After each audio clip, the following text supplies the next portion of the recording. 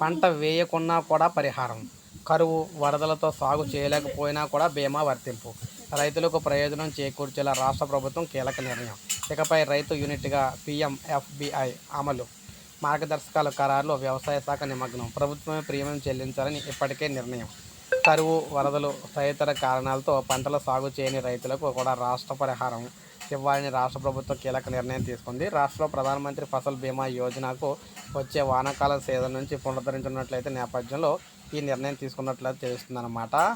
అరెకరా రైతుకు కూడా పరిహారం వర్తింపు. తెలంగాణలో పీఎంఎఫ్బివైని పునఃప్రారంభించాలని కాంగ్రెస్ ప్రభుత్వం ఇటీవల నిర్ణయం తీసుకుంది. అయితే తాజాగా ఈ పథకంలో ఉన్న వెసులుబాట్లను వినియోగించుకొని నిర్ణయించిందనమాట వినియోగించాలని. మార్గదర్శకాలపై ఇప్పటికే కంపెనీలతో చర్చించారు. ఇటీవల ఢిల్లీ వెళ్ళిన వ్యవసాయ శాఖ మంత్రి గారు ఈ పథకానికి సంబంధించి అధికారులతో భేటీ అయ్యారు. వాస్తవానికి గతంలో ఆనాటి వ్యవసాయ మంత్రి పోచారం శ్రీనివాసరెడ్డి కూడా రైతు యూనిట్గా పంటల బీమా పథకాన్ని అయితే తీసుకురావాలని పలుమార్లు ప్రయత్నించారు. కానీ పీఎంఎఫ్బివై మార్గదర్శకాలు ఆ మేరకు వెసులుబాటు లేకపోవడంతో అమలు కాలేదన్నమాట. ఇప్పుడు దీనికి సంబంధించి దీన్ని అమలు చేస్తున్నారు. బీమా పరిధిలోకి 50 లక్షల మంది రైతులు అయితే వస్తున్నారు.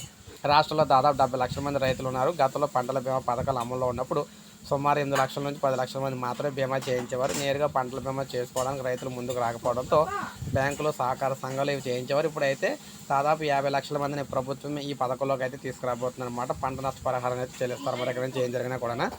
ఒక లైక్ చేయండి, సబ్స్క్రైబ్ చేసుకోవద్దు, మన ఛానల్ సబ్స్క్రైబ్ చేసుకోండి.